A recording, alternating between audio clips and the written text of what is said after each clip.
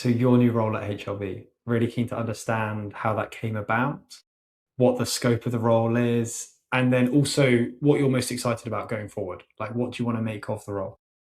So when did they approach me? They approached me, I think back in February last year. I mean, they'd kind of made some very quiet moves prior to that, and just sort of, I think, just floated the idea of like, oh, what would you do with that sort of technology role at HLB? But nothing too serious. Um, and then back in February last year, yeah, they approached me a lot more formally and sort of said, hey, look, you know, we want to put someone in at this kind of head of technology stroke CTO type role.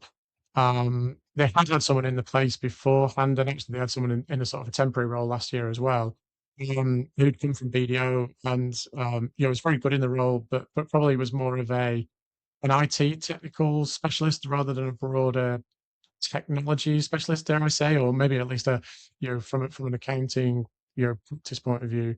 Um, and like I say, I guess that they sort of looked at me and saw what I'd been doing in my previous role and felt that was a good fit. I've also been quite proactively involved with the network and spoken at a few of their events and stuff previously. So I guess reasonably well known as well, and that certainly helped me in recent months kind of get over that hurdle of being in a new place and trying to you I guess buy or get some influence within the organization.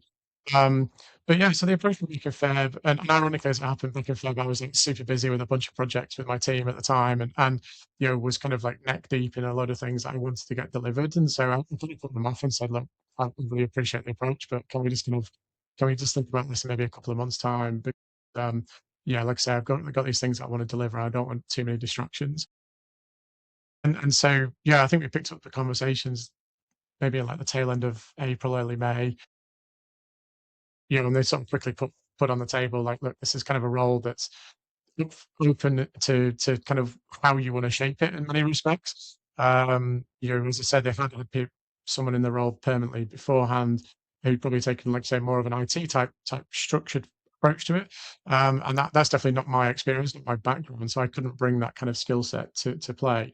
But I had been running, a digital transformation team. I've been looking after like internal digital transformation at a firm, and as you and I know, Sam, because you and I used to speak all the time, it was just generally interesting what's happening in broader technology terms in the accounting segment, and so I think it was felt that I could bring something slightly different in terms of I could be much more relatable to the firms themselves and the members. I could bring my experience of working in a firm and understanding the dynamics of trying to navigate partner politics and firm politics and decision making challenges and all those kind of things, um, and then bring my broad knowledge of sort of what's happening in the marketplace to bear as well to help shape the strategy and things.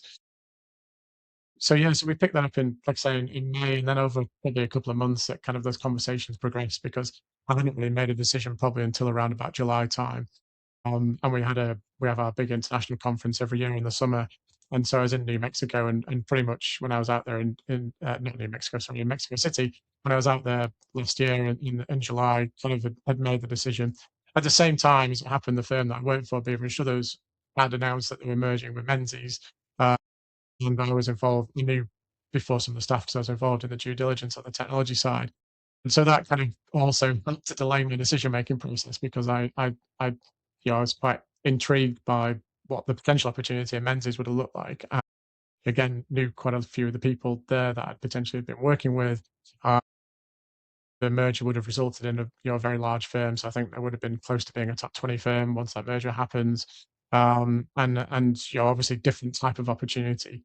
So that didn't help the decision making process too much, but eventually in the end, I sort of looked at the HLB opportunity as one that you probably shouldn't turn down. Amongst a myriad of historic opportunities which you have turned down for the right reasons. This was one that I couldn't turn down for for for any reason other than just pure selfishness, really, I guess. Yeah, yeah. Okay, so um, and what are you most focused on about it? Like, what do you think you want to bring to it? And maybe more concretely, like maybe by the end of the summer, like what do you feel like you could actually achieve? So in my head, in many respects, the job is sort of threefold. One is to sort of shape and to execute on the global strategy. And that sounds very fancy, but is actually, you know, a little bit loose in many respects and actually quite challenging in other respects because we're a although we're a network and we're a membership organization, compared to some of our peers, we don't really have the same levels of kind of control or influence over our firms. They're very independent in their thoughts and their decision making and the way they approach stuff, and that's one of the attractions of our network. But I guess what we can do is probably our strategy is much more around vision to a degree, and then it's really around helping to deliver some elements of maturity and development within the strategy. So I'm responsible for technology. In many respects, that basically means like how do I potentially move a whole bunch of firms around the world from being on desktop-based systems to cloud-based systems if they're not already there? How do I encourage them to adopt AI? How do I encourage them to use, a potentially new and exciting vendor in the market rather than maybe an incumbent vendor from 20 years ago, which probably possibly doesn't serve them as well anymore. So a few elements like that. I guess for me, though, the more interesting elements are to engage with firms more directly, almost in a consultative kind of way, which I've started to do with a couple of firms already, to deliver, whether that's working with them on strategy, introduction of new technologies, training. We've done a lot of training around AI recently, which has been great. And then I guess finally is just executing on a few internal projects. So there are certain things as a network we need to deliver to our firms. So, for example, we track referrals for what the activity between members within the network, and that's obviously one of the incentives of being a part of a network is to sort of see that you can take a client that's in the UK and wants to expand globally, and you can help them to go and expand in the US or in Germany or wherever it might be. Um, and so that's really important to do. And I've come in at a time where there's quite a lot of systems that do some of these things that are probably almost at end of life and need kind of like either rebuilding, ripping out and replacing, or something else happening with them. And so that's what I'm doing. So for example, a couple of projects I'm working on aside from the AI hub, which I talked about, is a brand new global independence system for our clients and how we manage our client work, particularly around audit, because we have to comply with the international ethics standards. That sounds in many respects very dull, but it's a mandatory requirement. We already do that in order at a firm-wide level, and at a global level, it's just a lot more complex. But we've got a system that basically doesn't do it very well, and we've looked at some of our other competitors' systems, and they're not good either, to be fair. So we built a new, and we vibe coded our own, and we built it in like 5.5 weeks, which is like just absolutely mind blowing. We're doing some work around referral management, like I say. We're doing a bunch of stuff around training and AI development. We're looking at opportunities for our firms themselves to come up with ideas and opportunities to improve the way that they operate, and then we can help to coordinate between firms or deliver some of that ourselves maybe as well. Uh, so lots of different things. So I guess by the summer, which will be, I'll have been in the role for probably, well, I started in November, so I've been in the role for, I don't know, 7 or 8 months. By the time we get to summer, we'll have delivered the new independent system, we'll have delivered the AI hub, we'll be on the pathway to looking at um, you know, referral management system and whether or not that's viable and what we need to do to localize it to manage some of the compliance requirements that firms will have in different jurisdictions. I'll have traveled a lot because I will. I was in Amsterdam for a conference a while back. I've been to Belfast and Dublin. I'm going to Stockholm. I'm going to Brazil, Argentina, the US twice, to London. Yeah, a lot of stuff going on, but also just meeting firms, right? And actually seeing them in place, because I think that's really important to meet them on their own territory and understand a little bit more about them as an organization. You get a feel for what are their people like, what's their culture like, and really just demonstrate that we're not just sort of sitting behind a screen and not really willing to engage, I guess. Awesome, awesome. That's a lot to get done, John. But that's really cool.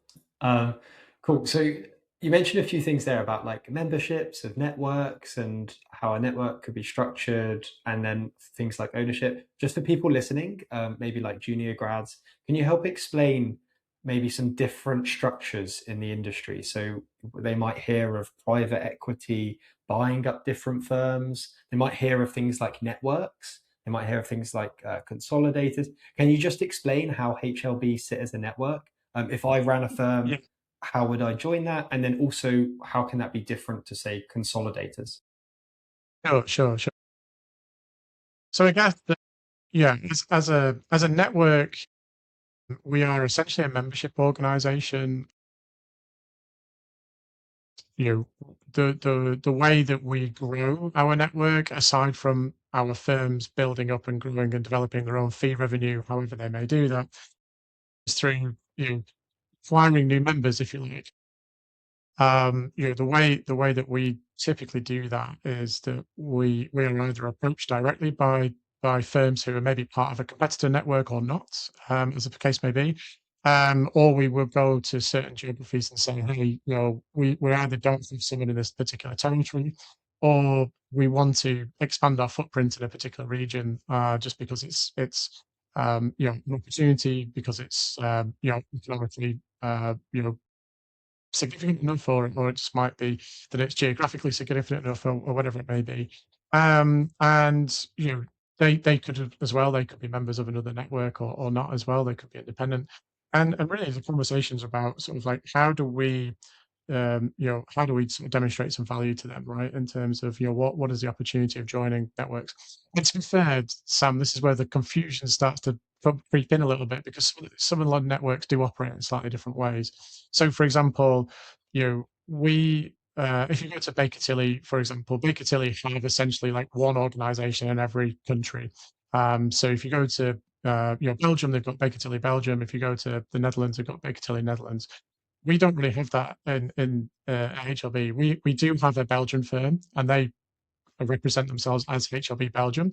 But in the Netherlands, we have, I think I'm going to get thrown, I think we've got 5 or 6 firms who effectively operate almost like under a federated model to represent sort of HLB Netherlands.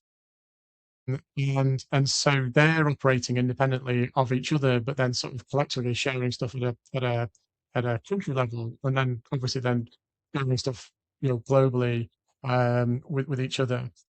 We also don't have very strict branding around HLB at the moment either. So again, you'll see that like our More firms typically, or the Piccadilly firms or the PKF firms, will carry their branding much more strongly than HLB will. And that's particularly prevalent in the UK. It's particularly prevalent in the US, where you'll see that all of the HLB firms are independent, and sort of you'll see HLB almost mentioned after the fact a little bit. Um, I think some of that is a reflection of maybe of maturity, in terms of HLBs as a network has grown very significantly in probably the last 6 or 7 years, and gone from being a sort of number 15 or so. Now we're just on the most recent standards, we're just number 9, so we're in the top 10. That then differentiates us from, say, like the Big Four. Big Four, obviously distributed worldwide. They generally have command and control over all of those organizations, even though the ownership structures are slightly different. So PwC are the only Big Four firm that have a truly global ownership structure, where essentially the partners in London really run and own it, although there are partners distributed around the world. But that's Topco in PwC London is the master control organization, if you like. When you get to people like who you used to work for and others, there'll be some distributed control in different regions. The US might have a partner group that controls the US operations. The UK partner group will control UK operations, but there's a lot of shared resources and a lot of shared information, and we can't deviate too far outside of some bounds of operation. And then after that, you've got things like alliances, which are kind of a much looser version of the network, really, in terms of, you kind of pay a subscription, but there isn't really too much in terms of centralized resource, maybe not too much in terms of, you know, uh, commercial arrangements with vendors, for example, to kind of get you on board with stuff. Um, to be fair, the difference between an alliance and a network is probably the vaguest of the two. That's for sure. Because it's a fine margins in terms of what you do and don't do, and how you're represented in the broader market. And then when it comes to things like PE and consolidators, I mean, PE money has been in the UK accounting market for at least 20 odd years, if not longer. It's not really new, but it is newer in other countries. And private equity is looking at professional services in general. I mean, not just us, but you see it in other places like veterinary and things like that as well. And sort of seeing, look, we have relationships with clients. They're very much recurring relationships. It's very difficult to break one of those relationships. You tend to only break those relationships when one of three things happens: you screw up, the client sells, or they die. And so there's a huge amount of value in that client relationship, even if we don't necessarily maximize it as a business, as an organization. And so that's why PE money is in there. And all that PE money is doing basically is injecting capital into the business. Usually the operating model is to buy anywhere between 51 and 75% of the organization. The rest is then left for some kind of event to happen at some point in the future, whether that's a future sale or a rollover or whatever it might be, or an exit by the retiring partners or something. And they will just go out and basically use that capital to buy more businesses to grow quickly. They may use it to invest in technology or to invest in internal systems. And the other thing that they typically do is invest at a board level to bring in non-accountants onto the board, because most accounting practices that are independent are run by the partners. Um, without being too dismissive, most partners are a carbon copy of each other because they've all got a tax, accounting, or audit background. They're all generally fairly risk averse, although there are some exceptions to the rule. And so when it comes to skills like sales, marketing, IT, people, in some respects, those are skills that are genuinely missing from an accounting practice, and usually delivered at a slightly lower level, at a manager or director level, by bringing in some of those skills. But it does mean that, as a partner group with ownership, you're making decisions about the business that you own, and that's not to be sniffed at. But it does also mean that you've got vested interests, whereas you could argue that a board, without necessarily like full ownership control, can potentially make slightly longer term decisions, or maybe make more more specific decisions. The irony with a lot of accounting practices is that partnerships probably operate as multiple small businesses under those partners themselves, because the partners quite often are remunerated on the size and scale of their portfolio, on the fee revenue, on the profitability, etc. There's not too much sharing, and that's one of the things that breaks accounting practice generally, in my opinion, is that you go out and have five partners who all go off and recruit doctors as clients, and then they look at their portfolios and say, we don't have a specialism in doctors, and yet across five partners they've got a huge bunch of specialist areas that they just miss.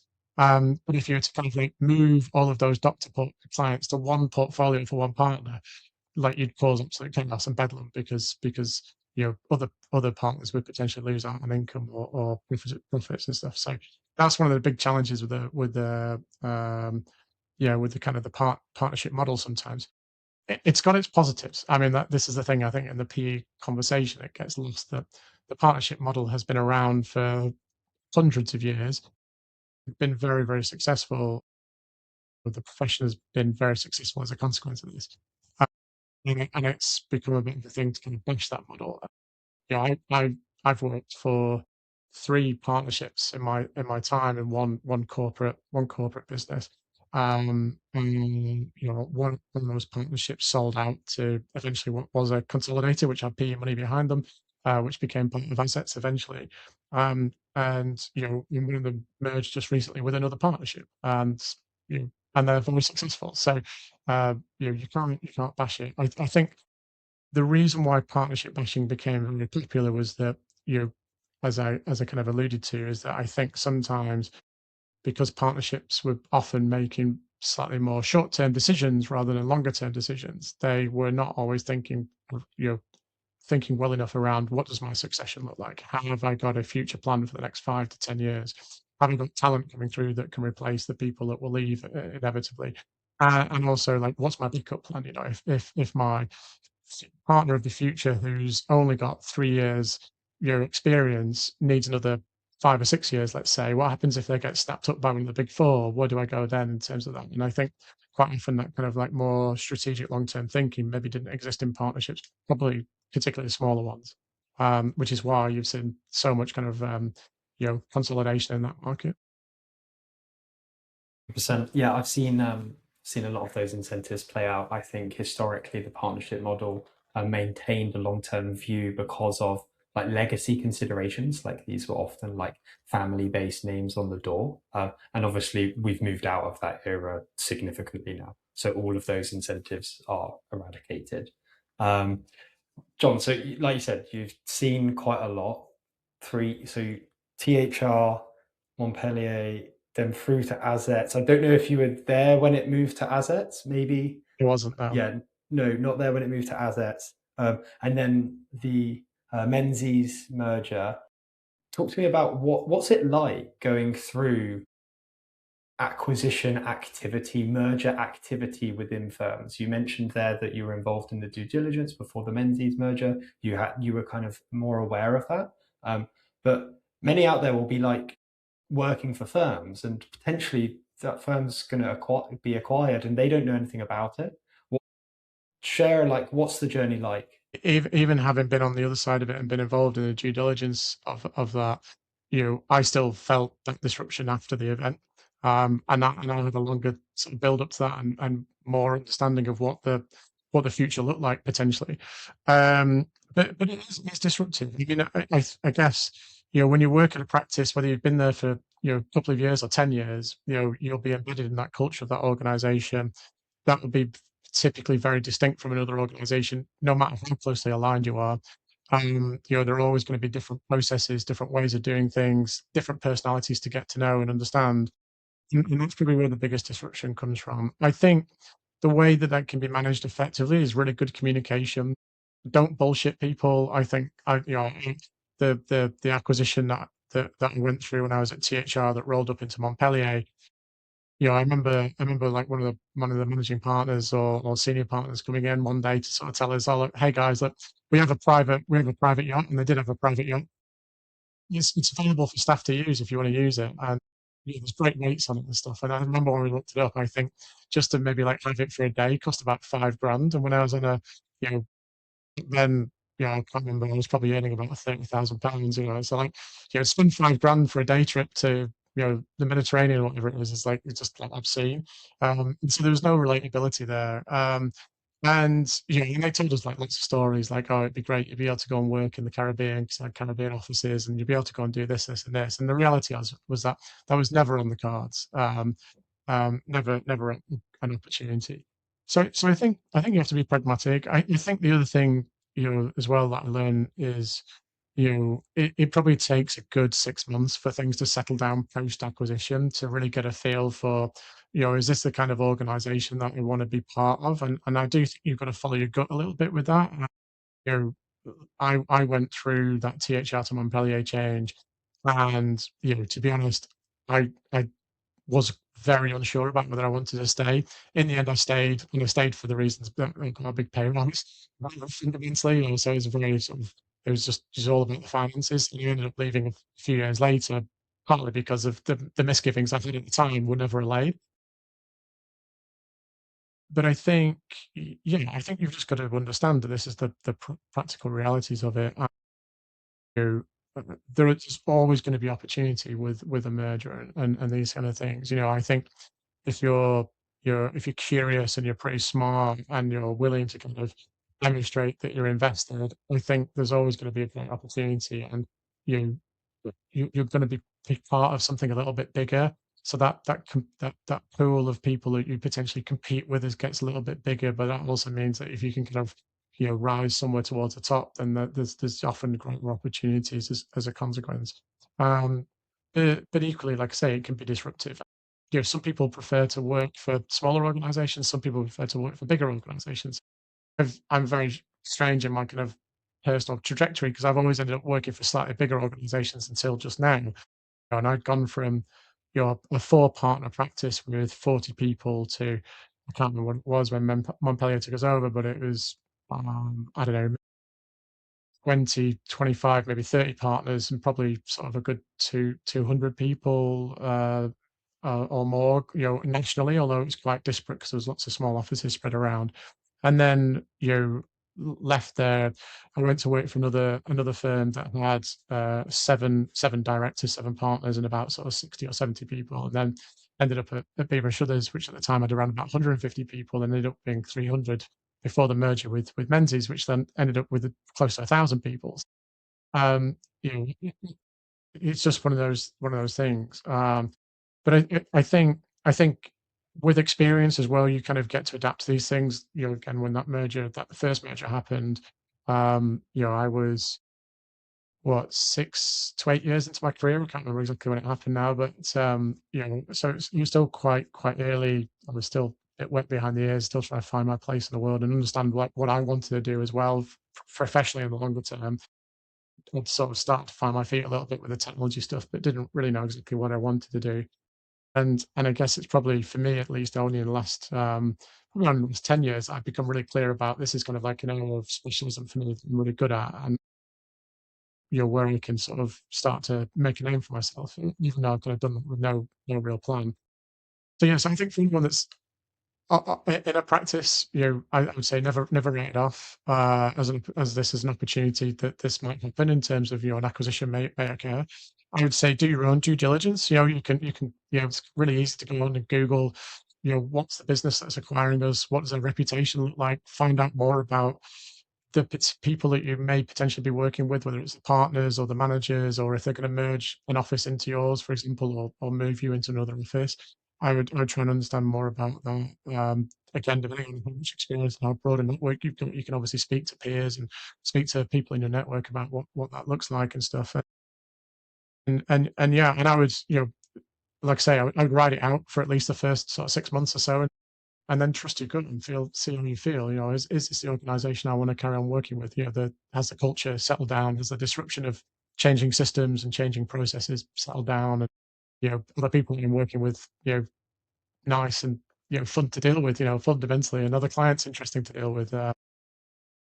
That for me again is one of the great opportunities of an acquisition. Particularly if you work in a smaller practice, is probably a little bit of a broader exposure to different types of organization.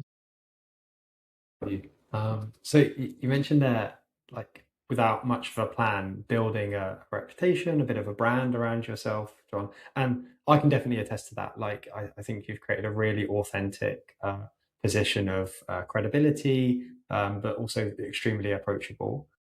Many others might want to think about them like, how can they have a unique offering to the industry? Maybe there's something they're particularly passionate about, and they want to maybe learn how they could market that. Appreciate you most likely built this not randomly, but without a plan. Looking back, what worked really well, and how would you like help other aspiring maybe managers looking to advance in their career? Um, Well, yeah, fundamentally, it did happen without a plan, and I kind of fell into this kind of space almost in many respects. Yeah, I guess the thing that helped me most was just engaging with people in many respects. I remember I can't remember which firm it was that I was at, but I remember we went on a LinkedIn training course, and it was basically, all this stuff about how to make sure your profile stands out and how to make sure your posts stand out and all this kind of stuff.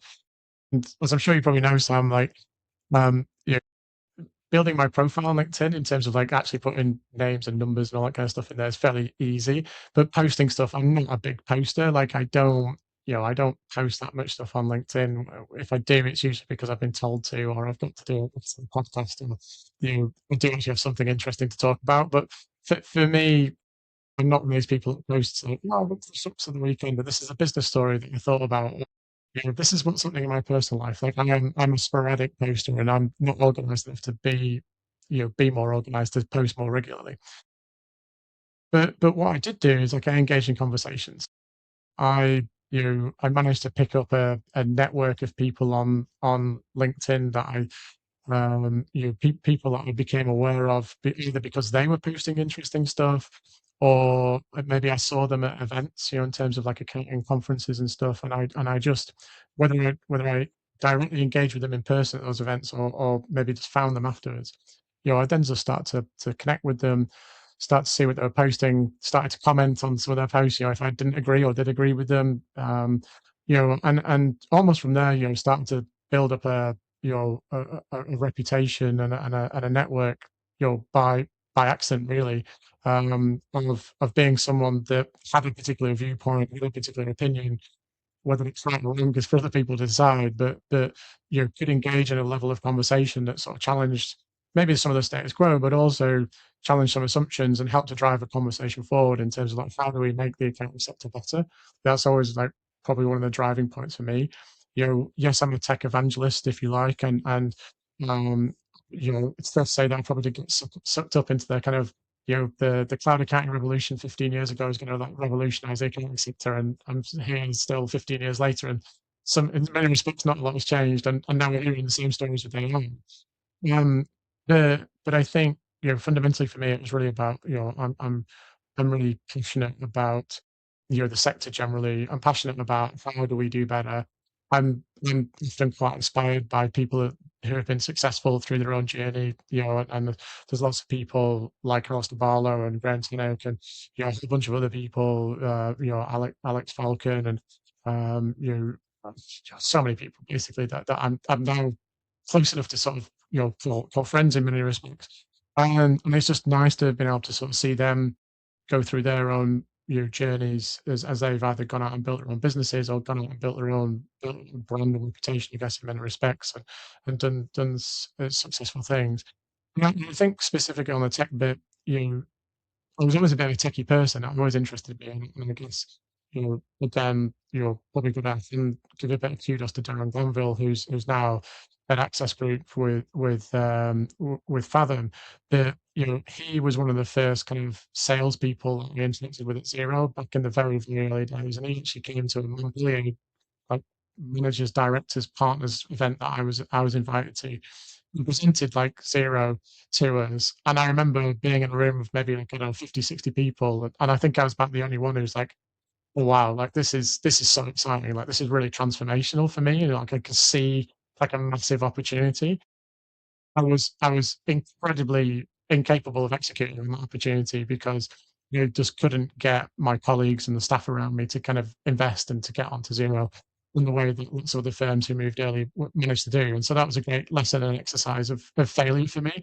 But but Darren was like probably the one that really set me on that path of sort of saying, hey, look, there's this new tool which I've heard about, there was a competitor product in the UK which is now gone. And I was aware of that as well, but I'd never really kind of like latched into it. And to be honest, the same happened with AI. You know, like when all of this talk about ChatGPT and stuff was coming along, I was like, oh, this is interesting. And all of a sudden, I kind of flipped over the edge of that, and it was like, oh, now I'm in deep in this, and now I'm really interested.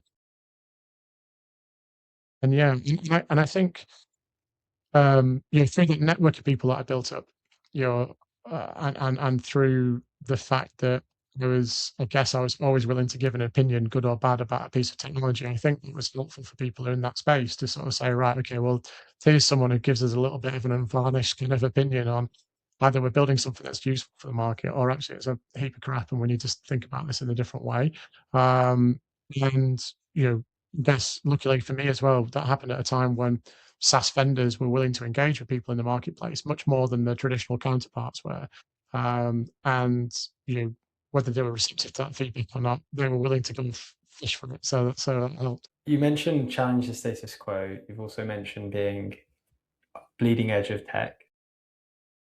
We had the ChatGPT moment in 2022. I think over the last few years, the world has become accustomed to having these chatbots where you can give them information. Maybe you can give them information in good sequences with correct like wording, like we might call it prompt engineering. Are you seeing a new era approaching us now? Um, if so, describe that for us. Um, yes, we are. I mean, so the chatbot stuff is still definitely alive and kicking. And I guess, you know, or the language models themselves are kind of, you know, going hand in hand with this in terms of the evolution of what we're seeing. You know, the tools around sort of some element of co-working or agent kind of functionality that takes control of your laptop or takes control of a browser to do things for you. That is clearly very interesting. And you interesting in so many respects in terms of what it's capable of doing, but also interesting insofar as it's almost like a replication of sort of RPA, but just delivered in a different way. And RPA, robotic process automation, is a technology that's been around for, I don't know, 15 years, maybe 20 years. That for whatever reason has never really taken off on a big scale in the accounting segment. There were pockets of people doing stuff with it. I think it was too complicated, too expensive in many respects to really be done at scale, particularly for smaller firms to buy into technology, it has to be incredibly accessible. And that's one of the things about ChatGPT and Claude and these kind of things is they are incredibly accessible. It's a language interface. You just type in what you want and you start to get some things, whether that's reliable, whether that's coherent, maybe not always the case, but that's why it works. Um, and I've always been a big fan of accessible technologies because I'm not so much of a tech nerd that I want to learn to understand how it works. And I think in a we're very much in a consumer driven space at the moment where things have to be accessible. In the same way that if you get into a car and drive a car, if you've learned how to drive, it should be the same the world over. And you don't want to have to learn like how does the engine or the batteries or whatever happens under the hood work. That's for someone else to deal with. So I think in terms of what I'm seeing now is vibe coding very much is creeping into the accounting segment. It's obviously creeping into the vendor segment massively, and it's helping those vendors to accelerate their delivery of product in a way that was unfathomable probably even a couple of years ago. So design, build, and delivery times are massively compacted, which means that from an accounting point of view, we're seeing even increasing levels of disruption as a consequence of features being built and delivered in products, which even on the old cycles where it's maybe happening every 2, 4, 6 weeks, now it's happening every couple of days in some respects, or less than that. And so that's really difficult to keep on top of. I think the other element of it is this element of agents, but not kind of the LLM powered, not the LLM kind of agents where they're just going onto a browser and doing stuff, but through levels of not autonomous because they're not fully autonomous either, but some elements of agents being able to go off and do stuff in a coordinated fashion in the same way that you would coordinate human beings to do tasks. That is definitely coming in. It is definitely not mainstream in the accounting segment. In the vendor community, much more so, but in the accounting segment, not so much. Partly because it's still quite a difficult technology to get off the ground. You have to have an element of technical expertise to deliver some of that, even though it's becoming more accessible day by day. It's also relatively complex insofar as you need to understand the business process that you're trying to automate or autonomize with these agents. And as much as you can learn about that in a book, what you can't learn about is how does John do it versus how does Sam do it versus how does someone else do it. And so that's probably one of the things, and that's probably one of the few moats that sits around the accounting segment from a technology point of view at the moment. Is there is no global singular way of doing tax return, for example. There is no singular global way of doing a set of accounts. As you guys will know, there's no singular way of processing an invoice, right? And so that's our intellectual property moat around the accounting segment from technology at the moment. Is our nuanced and varied ways of doing stuff. But that's all learnable, right? Because we know that these large language models can learn absolutely anything if they've got access to it. So we need to be kind of prescient of that in terms of how do we protect ourselves going forward as a profession? Because frankly, the professional bodies in the UK are not going to do that because there's too many of them and they're too fractured. And we're not operating in a regulated market apart from an audit and in an insolvency. Everything else is up for grabs. That is not the case for our European peers. It's not the case for our American peers. Not the case for many of our other peers around the world, where there's much stronger regulation around accounting services and who and what can do. John, I want to get onto skills and learning a little bit now. So just to start with a small one. So is prompt engineering still relevant? Should I learn that if I'm coming out of school onto an accounting apprenticeship or coming out of university onto a graduate scheme at a firm? Should I learn to be a Um, good prompt engineer, or will the AI just know what I mean? I think it's still a good skill to learn, but I think it's ironically, having been a skill that I learned maybe 2 years ago, it's becoming less relevant all the time.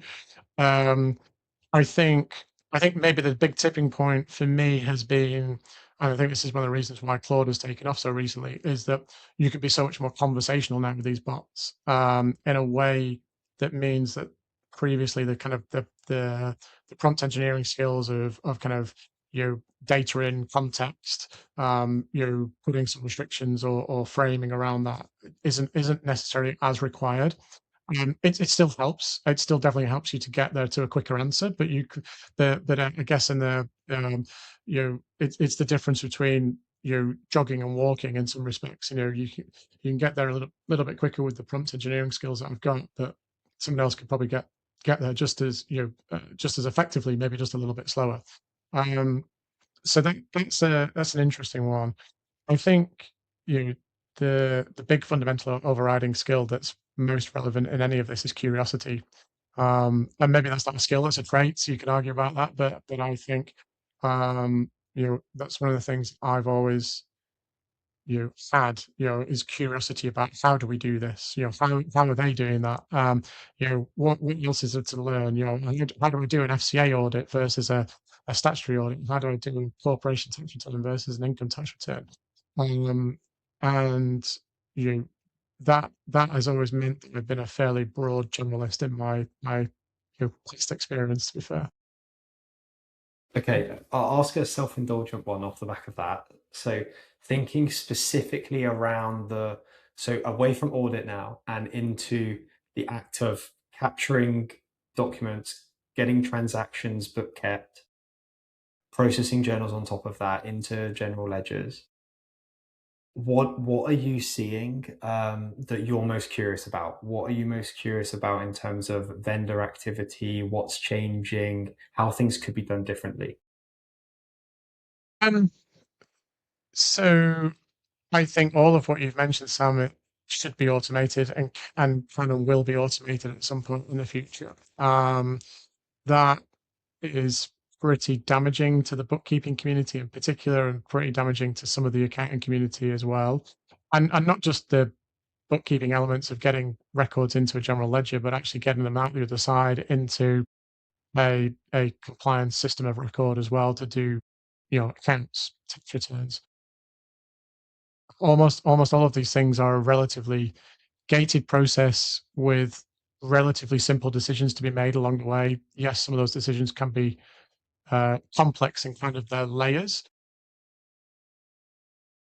Essentially, if you're earning a salary, then you're paying tax in one way, whereas if you're a sole trader, you're earning and going to pay tax in a different way, and that is a gated process that can go onto a tax return. Yes, I don't necessarily know and understand the context around you as an individual and your personal situation and everything else that potentially goes into that from an advisory point of view. But that's a different context, and that's context that a model potentially or technology could learn.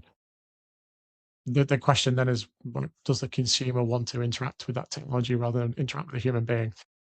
The most interesting stuff for me now um, is the idea of capturing information from paper or from a system like a bank account. If you've got an API, it's kind of done. That's easy. That's table stakes.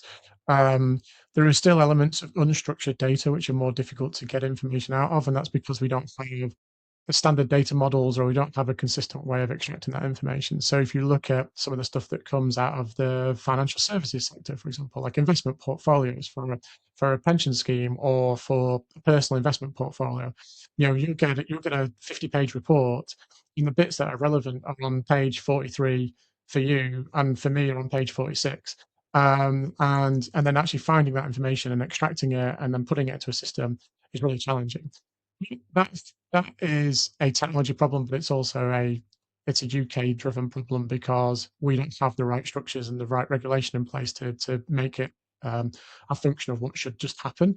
You go to some of the Scandinavian countries and this just happens by default because they put the regulation in place. And actually, I'm quite fascinated, and I think I talked about this on the podcast recently, but I'm quite fascinated about the fact that although we get criticised for having a strong regulatory environment in the UK, I do think that it generates genuine opportunities in terms of innovation, creativity, investment opportunities. You only had to see like what happened with open banking a few years ago and like how that changed the game.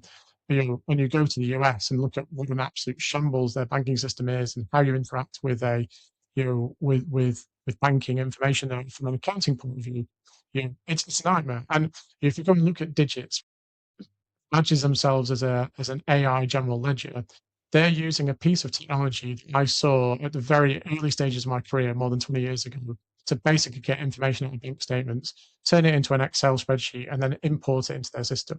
That is not AI. That is just shambolic. Frankly, it's embarrassing for them that they have to do it, but that's the system that they operate in.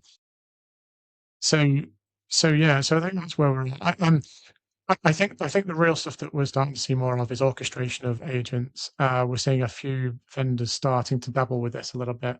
And I think the interesting thing that I'm seeing, particularly from you guys more recently as well, was like how do you train these agents and how the training has worked for models has recently shifted and that's had a significant consequence in the reliability and the accuracy of what you're building. And I think that's really it's fascinating for me from a technical point of view because I'm genuinely interested in this. I don't know how to execute it. I don't know how to do it myself, but that just demonstrates to me that there's some significant change happening in the marketplace, which is frankly running away from accountants, to be honest. Yeah, I'm super curious about whether it's role displacement or task displacement. And it feels like it could very much be task displacement and that roles responsibility will evolve as like expectations rise. And yeah, one way we think about it is just like if you hired a like naturally curious, intelligent person, you'd want to set them up with all the context for them to be successful. And then you'd probably want to put in checkpoints and verifications to see how they're getting on. Um, and if they're dealing with risky things, put controls in place to keep them on track. Yeah. That starts to feel like quite a good framework to have this LLM series of API calls in in in a useful way. Yeah. I mean, I do agree with you. I think it's definitely task replacement. I think, unfortunately, some roles are driven around those tasks, and so there will inevitably be roles that will cease to exist or not be that relevant. But that's no reason why you can't reinvent that role. We talk about a bookkeeper. Um, Most of the stuff there that they do nowadays, if you kind of look at a traditional bookkeeping role, can be replaced. But I don't know that many traditional bookkeepers anymore, to be honest, that are not doing other things like tax, like accounting, like some levels of advisory work.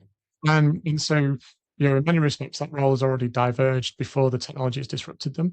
And so, that's amazing. But I mean, it's even been this way. I remember going to business awards ceremony a long time ago, probably like at least 15 years ago.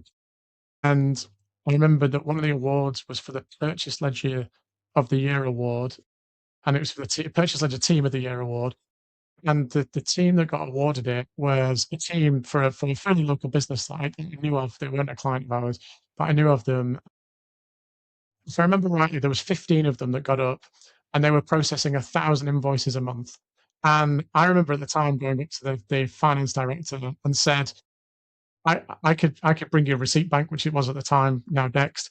You could see pretty much everyone, and you could just buy this, and it cost you £30 a month, and you'd be able to do 20,000 invoices a month, and maybe recruit one extra person. Have one person that you stuck with, because like it was mad to me that they were, you had such a low volume of transactions that they were dealing with, and they were praised on their awards, their award that they got for being so accurate and reliable. And I was like, well, frankly, bet they're not as accurate and reliable as Receipt Bank was at the time, and it's even more accurate now. And obviously, you guys are in the game, and there's a whole bunch of other people doing this, and so it's a little bit laughable, but it's the same. It's the same as if you think about the favorite thing in the accounting world, spreadsheets, right?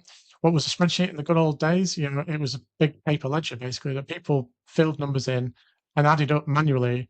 And then if they had to change something, you had to go back and rub it out, start all over again and redo the numbers. And then obviously we've got a digital form of that. And those people that ran the spreadsheets, either became Excel wranglers or they got a different job. That's what happens. You know, um, there's so much of this. We I think we forget in our personal lives as well how much these things change. You won't remember this, Sam, because you're too young. But when I learned to drive, there was still this concept of having a manual choke in a car, right? Which is all about basically letting air into the engine when it's cold to make sure that the when you turn the ignition over and when the car's running for the first few minutes that the fuel air mix is right, and then after a while you could close the choke and it would run more efficiently. But if you got that wrong and you flooded the engine, then you'd sit on the drive for 10 minutes waiting for it to all sort of dissipate, and then you could try and start the car again. Now, no one even thinks about that if you've still got a petrol or diesel car, because that choke's automatic and it's managed by a piece of technology. And obviously now we're in a electric car age, and my daughter is potentially never going to drive an internal combustion engine car in her entire life, right? But and never probably drive a manual car in her entire life. And so these things just happen, and surprisingly enough, we still adapt. And my framing of this is that although we're maybe getting to an autonomous driving age, where we can get in a taxi in San Francisco or whatever, and there's no one there behind the wheel, the reality is that's still a way off. And the role of a driver when you drive a car is not, can I push the pedals and turn the steering wheel and all that kind of stuff. The role of a driver is, can I navigate from A to B as safely as possible without endangering myself or anyone else on the road, or who may be adjacent to the road. That's exactly the same as being an accountant or an auditor or a tax advisor. It's like, but the relationship's just slightly different. It's like, how do I help my client navigate from going from A to B without doing anything illegal, without doing anything too stupid, without introducing too much risk, and feel that when they get there that they've had a great experience. John, I'll ask you a timely one. You mentioned Zero and you've mentioned Claude. The two have come together recently with a partnership. What's your hot take? Is this relevant? Is this marketing noise? It does having a slightly smarter chatbot within a ledger matter to people? Should they have to prompt for what they want, or should the system just know? Or is the take here that we're going to move into using general chatbots on our side, and those are going to control the ledger for us? How are you thinking about it? So yes, we've had that really interesting announcement from Zero with Claude. I mean, let's bear in mind that Zero had an arrangement with OpenAI originally, and so this is not the first LLM that they've plugged into the system. Um, what's happening with that relationship and that engagement, I don't know. Is probably a very interesting question that I'd like to know an answer to. Um, I think Claude is the tool of choice for me at the moment in terms of the most powerful, seemingly the most effective, and so it makes sense for Zero and many others to be partnering up with them. What that manifests itself in terms of the product is still to be determined. Frankly, Zero have not been very good at innovation in recent years or acquisitions, and so I- my my feeling is like I'm just going to sit and wait and see what happens. When it comes more broadly to probably the question that you're alluding to there, Sam, was where does this take us going forward in the future? And is AI going to be so disruptive that we don't need SaaS products like Zero anymore? Well, fundamentally, I think we do.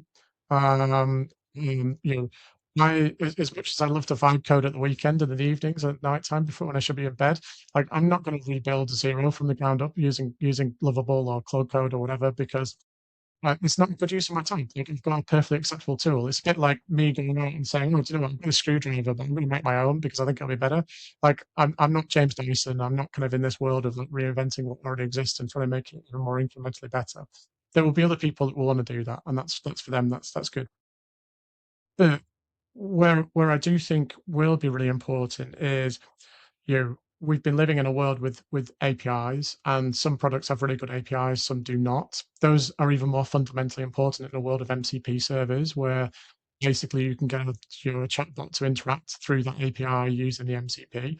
And of course, you can spin up your own MCP over the top of an API if one's not available. So all of these technologies are there. And I think as we move into a more probably agentic experience type world where we're going to want to put a bot to go off to Zero and say, hey, can you log into Zero and analyze the data for me? And when I say log in, I mean basically go to the MCP, analyze the data and come back to me with a response. And that might be built around a strict functional role that I might have built, or it might be a more dynamic role where I am prompting it. And then I might want to go off and do other things. I think that's what that for me feels like where we're going to. Again, I don't know what that properly looks like in the future, whether someone will come along, whether it's you guys or someone else, or maybe even Zero, and just say, hey, we're going to build this kind of like orchestration layer over the top of our product to allow you to do these things. But the fundamental thing that will break here is if Zero start to ring fence their data, which I think there were some concerns about when they changed their API docs. If they start to ring fence their data and not allow people to use this agentic experience to go into multiple products at once, that's going to be massively inhibiting to the account segment, because that's going to turn us into a world where 20 odd years ago, when we just had a handful of suppliers who basically ring fenced and put moats and walls up around their data and didn't allow it to interact with other people. And that's been hugely damaging, hugely damaging in terms of legacy, hugely damaging in terms of a lack of innovation from those main players because they're not doing anything. And it took the cloud, accounting disruption to kind of really change their world. And it's still taking some time in other places like audit, for example, where that disruption's only really been happening over the last 5 or 6 years. And in some territories, you go to the US, like tax disruption from a technology point of view, it's only really started happening in the last probably 2 years. Um, so that would be hugely damaging, I think, if that happens. I really want to see that. I would like to be able to sit in a world where it says like, hey, I still go off and buy Zero, and I still go off and I buy Briefcase, and I go off and I buy Fathom for reporting and whatever else. But rather than me actually physically logging in through the browser into those multiple things, I now start to deliver my tasks through a series of orchestrated agents that I control, I direct, in the same way that I would control and direct potentially a team of employees underneath me to do that, if I was in that kind of role. And I want them to be able to see and understand each other's data and understand that context and the knowledge, so that I'm not having to basically do what I have to do at the moment, which is I have to go and log into Zero, or I have to go and log into Briefcase, then I have to carry my knowledge over and go into Zero and say, it will work. Then I have to carry that knowledge over into another product. And I'm the layer. I'm the orchestration layer in that process at the moment. Awesome. John, we're going to have to get you into the studio. We'll have to get you to come down to London. What do you think to do another one?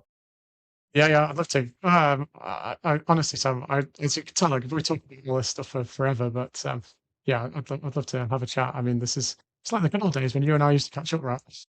I know. John, that was so awesome. Yeah, thank you so much. No worries. Thanks, Sam.